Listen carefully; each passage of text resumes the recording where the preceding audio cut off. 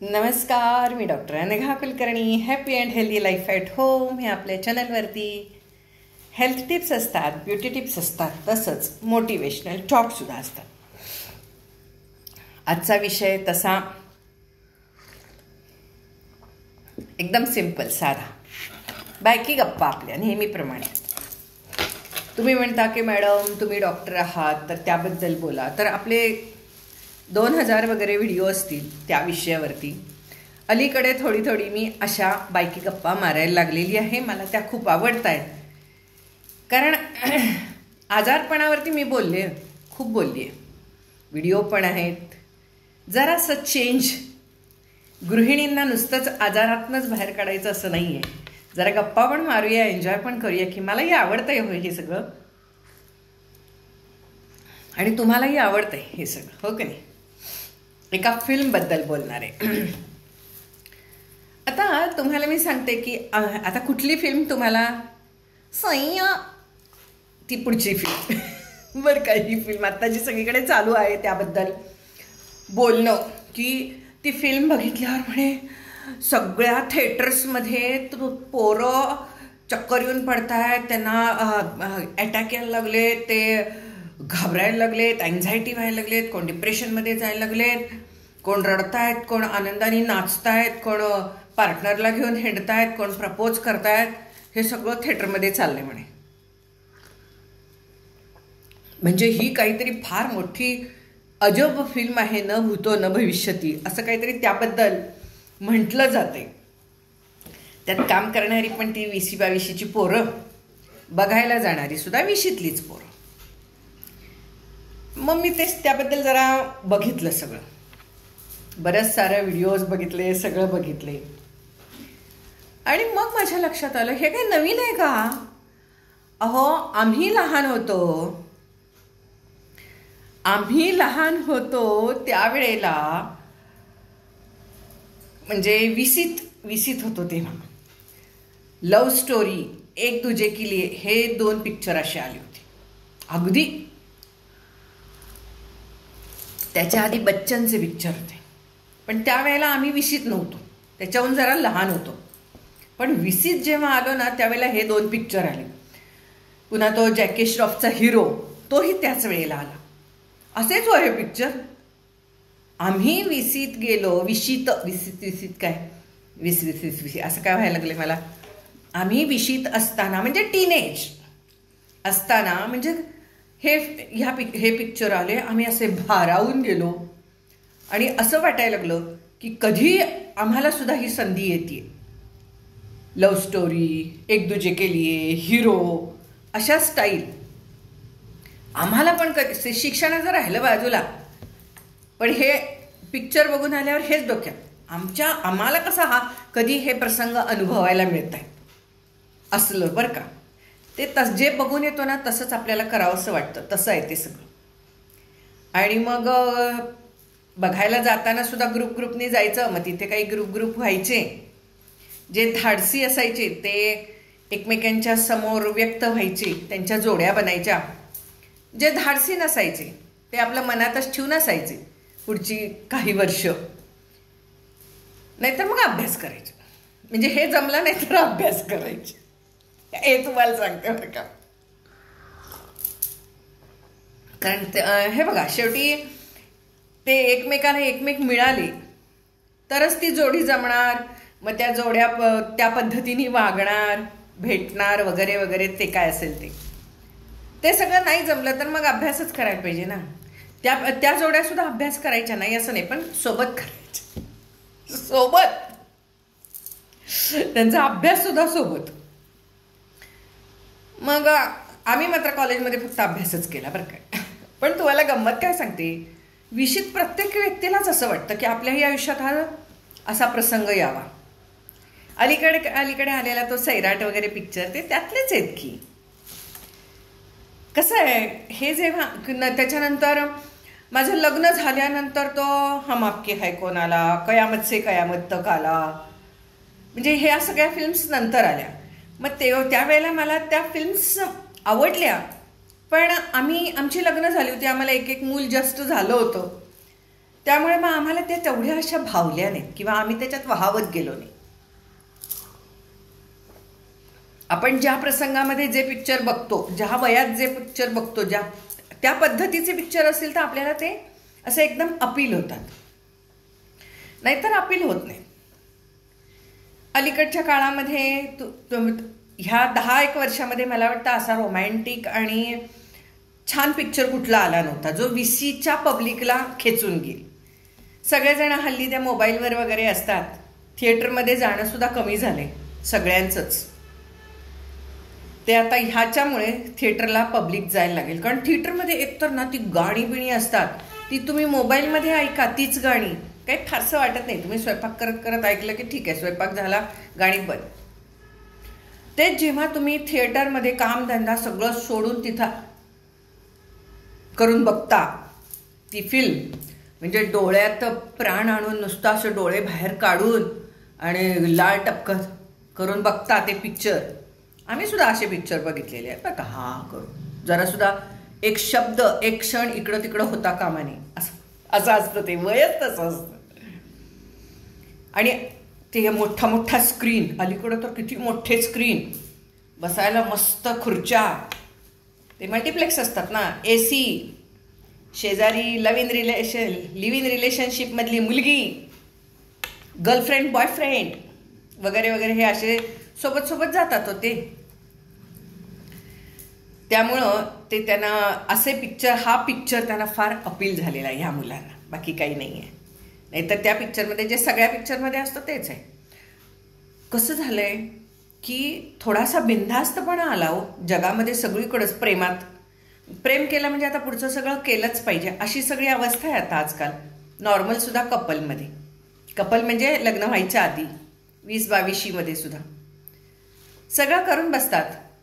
आणि त्या फिल्ममध्ये ज्या पद्धतीने ते सगळं प्रमोट केलेलं असतं, म्हणजे एकमेकांच्या जवळ येणं, भावना एकमेकांच्या वर लादणं किंवा भावना एकमेकांच्या समोर प्रदर्शित करणं, व्यक्त करणं, हळुवारपणा, तो रोमॅन्टिसिझम वगैरे वगैरे, ज्या मागचं म्युझिक, तो अंधार, ते ज्या पद्धतीने तुमच्यासमोर आणलेलं असतं, तिथं तुम्हालाही कुठंतरी असं वाटायला लागतं तुम्ही त्या ह्याच्यात त्या व्यक्तिरेखेमध्ये घुसता.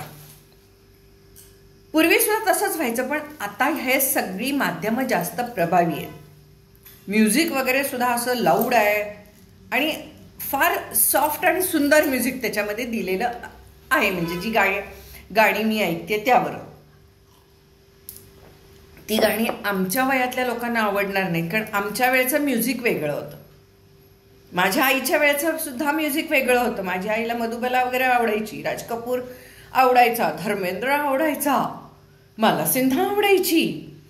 म्हणजे माझ्यात आणि माझ्या आईच्यात आणि वडिलांच्या मध्ये त्या नटनट्यांच्यावरनं भांडणं व्हायची. मी बघितलेली आहे ती, कारण तेव्हा जस्ट नवीन नवीन फिल्म्स आल्या होत्या आणि त्यावेळच्या रोमॅन्टिकच फिल्म होत्या की त्या काळामध्ये. जसा भावना बाहेर होत्या तशाच त्या पिक्चरमध्ये होत्या. आणि पिक्चर आपल्याला भावना कसं व्यक्त करायचं शिकवतो. बऱ्याच वेळा पिक्चरमध्ये ते बघायला मिळतं जे आपण आयुष्यात कधीच अनुभवू शकत नाही. साधी गोष्ट, काश्मीर की कली वगैरे पिक्चर का चालले, त्या काळात आपण काश्मीरला जाणं शक्यच नव्हतं सर्वसामान्य माणसांना. त्यामुळे Kashmir, an evening in Paris हे पिक्चर बघायला फार भारी वाटायचे, अनेक वेळा बघितले जायचे. का तर हे सगळं प्रत्यक्ष शक्य नव्हतं, ते तिथे बघायला मिळायचं. त्या व्यक्तिरेखांच्या मध्ये पर्सनॅलिटीजमध्ये आम्ही घुसून ते बघायचो आणि ते सगळं आम्ही अनुभवायचो. आणि हे असं नेहमीच असतं. आता कसं झालेलं आहे, आता हे जास्त त्याचं कौतुक काय तुम्हाला सांगते, ह्यांनी जे त्यामध्ये काही सीन्स दिलेले आहेत, त्या दोघांचे अगदी जवळचे सीन्स. कारण हे बघा, पहिल्यापेक्षा अलीकडच्या जोड्या ह्या जरा बिनधास्तच आहेत सगळ्याच बाबतीमध्ये, सगळ्या वागणुकीमध्ये सुद्धा बिनधास्तच आहेत. एवढं बाहेर जगामध्ये बिनधास्त नसतं माणूस, असं बिनधास्त अजिबातच नसतं. असे कुठल्या जोड्या बघितलाय का तुम्ही 20ल्या 21ल्या बाहेर? असो नाही, शक्यच नाही. गाडीवर हिंडतायत, पुन्हा ते तसे क्षण अनुभवतायत वगैरे वगैरे, नाही ना. मग ते त्यांनी सगळं असं त्यांनी बोल्ड सीन्स आणि बोल्डली दाखवलेले आहेत ते सगळे. त्या वयातल्या तरुणाईला, मुलांना मुलींना हवेसं वाटतंय, ते कुठंतरी हवंसं वाटतंय, म्हणजे नाही मिळत आहे किंवा शक्य नाही. जरी मिळालं तरी त्या पद्धतीने शक्यच नसतं, कारण ती फिल्मच असते, ते सगळं खोटंच असतं. प्रत्यक्ष आयुष्यात खरंच सगळे अशा गोष्टी असतात का? नाही, शक्यच नाही, म्हणजे नसतातच. च च च नसतात, च च च च. तर त्यामुळे ती फिल्म सगळ्या ह्या विशीतल्या मुलामुलींना फार आवडते. आणि विशीनंतर आजकाल कसं झालंय, तरुण मुलं मुली जे आहेत शिकण्याच्या निमित्ताने सगळी बाहेर आहेत, बाहेर देशी आहेत, त्यांचं सोडून द्या. पण जी आपल्या देशात आहेत आणि बाहेर आहेत ती जास्त चैन करतात, ती जास्त आयुष्य एन्जॉय करतायत. शिक्षणाच्या नावाखाली शिक्षण करत करत लाईफसुद्धा ते एन्जॉय करतायत तरुण तरुणी. मग त्या तरुण तरुणींना ते सगळं छान वाटतंय, वातावरण छान वाटतंय, ते सगळे सीन्स छान वाटत आहेत. ज्यांना मिळालंय त्यांना असं वाटतं की ते ब्रेकअप होईल का त्या दोघांचं. आणि ब्रेकअप झालं नाही म्हटल्यावर सगळ्यांना खुश होतात ते, कारण आजकाल सगळीकडे ब्रेकअपचं वातावरण जाम आहे. हो, जाम म्हणजे जाम, भयंकर ब्रेकअप होत आहेत. म्हणजे ही प्रेम प्रकरणं लफडी जेवढी होत आहेत तेवढी सगळी ब्रेकअपमध्येच जात आहेत. त्यामुळं हे सक्सेसफुल झालेलं त्यांनी त्याच्यात दाखवलंय, तो आनंद या पिढीला खूप जास्त आहे. कारण जे हल्ली दिसत, जे समाजात नाही ते बघायला छान वाटते, तसं आज आहे. सक्सेसफुल प्रेम प्रकरण, रोमॅन्टिक प्रेम प्रकरण ही सगळी त्याच्यामध्ये त्यांनी दाखवलेली आहेत. भावनांचे चढ उतार एवढे बघायला अनुभवायला वेळच कोणाला इथं.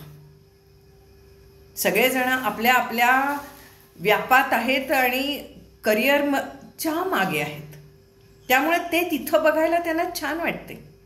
लिव्ह इन मधली जी कपल आलेली आहेत त्या काही कपलची तिथं भांडणं होत आहेत, काही कपल एकमेकांच्या प्रेमात पडतायत, काही कपल ब्रेक होता होता आता आम्ही ब्रेक करणार नाही म्हणतायत, ब्रेकअप करणार नाही म्हणतायत. अशा पद्धतीने ही फिल्म त्या वयातल्या लोकांसाठीच बनवलेली आहे. आणि तरुण वर्ग हा जास्तीत जास्त थिएटरकडे कसा वळेल बघण्यासाठी, कारण की ह्याच्यावर मोबाईलमध्ये बघताना मजा येणार नाही, आणि मोबाईलमध्ये बघताना तुम्ही त्या ॲटमॉस्फिअरमध्ये, ॲम्बियन्समध्ये असणार नाही, त्या वातावरणामध्ये असणार नाही आहे तुम्ही. त्यामुळे तिथे जाऊनच तुम्ही सगळेजण ते बघणार आहात, आणि तिथे जाऊन बघितलं तरच तो तेवढा छान वाटणार आहे. म्हणजे आणि भावनांना हात घालणारी फिल्म आहे ती. कारण एक तर आता सदमा पिक्चर आलाच होता किंवा श्रीदेवीचा, तिचं असं सारखं ती अशी विसरलेली असते, तिची स्मृती गेलेली असते, त्यात तो कमल हसन तिला घरी घेऊन येतो, तिला सांभाळतो, तिच्या प्रेमात पडतो, आणि ज्या दिवशी स्मृती येते तेव्हा ती निघून जाते, त्याच्याकडे बघत सुद्धा नाही कोण आहे म्हणून. तसंच या फिल्ममध्ये पण दाखवलेलं आहे. तेव्हा ते सगळी आपली जी तरुण मंडळी तिथं समोर बसलेली असतात ती बापरे, कारण की त्यांनी ह्या फिल्म्स, आधीच्या फिल्म्स कधी बघितलेल्या नाही आहेत, त्यामुळे त्यांना हे वाटतं अरे बापरे, ही विसरली की त्याला आता, जी प्रचंड प्रेम करत होती ही विसरली की आता. ते तेरे नाम पिक्चर्सवर तसलंच काहीतरी आहे. हां तसल्याच पद्धतीचं आहे ते पण पिक्चर काहीतरी.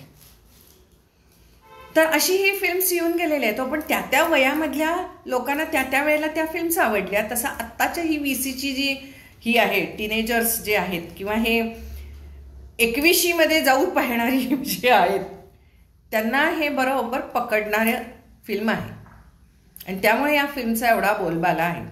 आणि सगळ्यात महत्त्वाचं म्हणजे ह्यांनी शेवट गोड केलेला आहे. आजकालच्या जगामध्ये लफड्यांचा, प्रेम प्रकरणांचा शेवट गोड होत नाही आहे. जरी शेवट गोड झाला, लग्न झाला, तरी त्यांचे डिवोर्स होत आहेत. म्हणून शेवट गोड झालेली ही फिल्म आहे. तसंच त्याला फेमही मिळते, म्हणजे त्याला जे हवं असतं ते काहीतरी गाण्यामध्ये त्याला करिअर करायचं असतं, आणि त्याला खूप छान नाव मिळतं, यश, कीर्ती, पैसा मिळतो. हे सगळं दाखवल्यावर मुलांना मस्त वाटतं. त्याच्या मागचे कष्ट काय नाही, 1-2 मिनिटाचं काम, पण त्याला पुन्हा नेम फेम सगळं मिळालं. सगळ्यांना काय भारी वाटतं, बाबा मिळालं. आणि ती त्याला परत तिथं ओळखून पुन्हा त्यांचं छान होतं, म्हणजे पुढचं सगळं हॅपी एंडिंग केलेलं आहे. त्यामुळे ही फिल्म आत्ताच्या जगामध्ये जेव्हा प्रकरणांचं, लफड्यांचं, प्रेमाचं एंडिंग प्रेमामध्ये होत नाही आहे, ही आत्ता सगळीकडे परिस्थिती आहे. अशा वेळेला प्रेमाचं एंडिंग प्रेमात होताना बघून सगळ्यांना मस्त वाटते. का तर मी तुम्हाला म्हटलं ना की ज्या गोष्टी आपल्याला आयुष्यामध्ये बघायला मिळत नाही जीवनात, त्याच आपण फिल्ममध्ये बघत असतो. आणि आता लग्न सक्सेसफुल होणं किंवा प्रेम सक्सेसफुल होणं, ह्या सगळ्या आता हळूहळू हे स्वप्नवत होत जाणार आहे, स्वप्नात बघितल्यासारखं होत जाणार आहे. आता हे सगळं असंच, लग्न होणार नाही, ब्रेकअप होणार, लोक लिव्ह इनमध्ये राहणार, तिथंही डिप्रेशन, तिथंही अँझायटी, ह्या सगळ्याच गोष्टी आता हळूहळू पुढे होणार आहेत.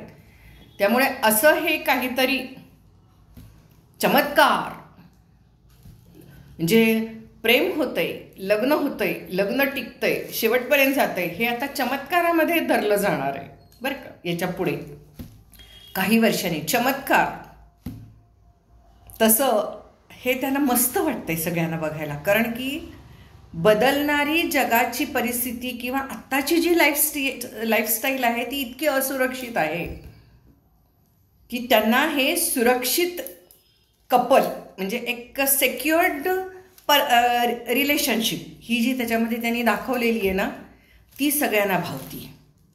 आणि त्यामुळे सर्वात शेवट सगळे असे वेडे होऊन नाचतायत. काय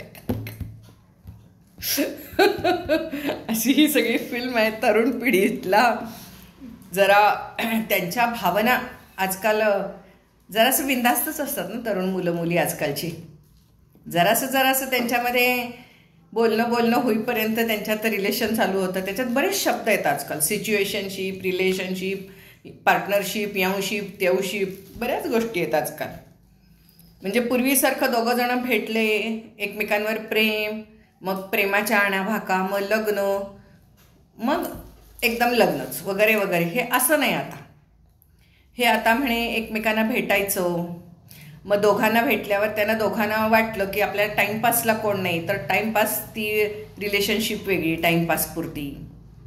पुन्हा त्यांना वाटलं की नाही आपल्याला जरा बरं वाटतं एकमेकांच्या सोबत, तर मग 1-2 महिन्याची ती तेवढीच ती रिलेशनशिप. दोघांनाही माहिती की आता आपण 2-3 महिनेच ह्या कंपनीत आहोत किंवा ह्या ठिकाणी आहोत, तेवढ्यापुरतीच टाईमपासपुरती रिलेशनशिप. अशा ह्या सगळ्या नवीन रिलेशनशिप आहेत. त्याचं काय आपल्याला देणं घेणं नाही सोडा, आपल्याला काय ते माहीत पण करून घ्यायचं नाही. पण अलीकडे लाईफ टाईम पार्टनरशिप हा अजून एक कन्सेप्ट आता ह्या नवीन मुलांच्याकडे काही नाही आहे.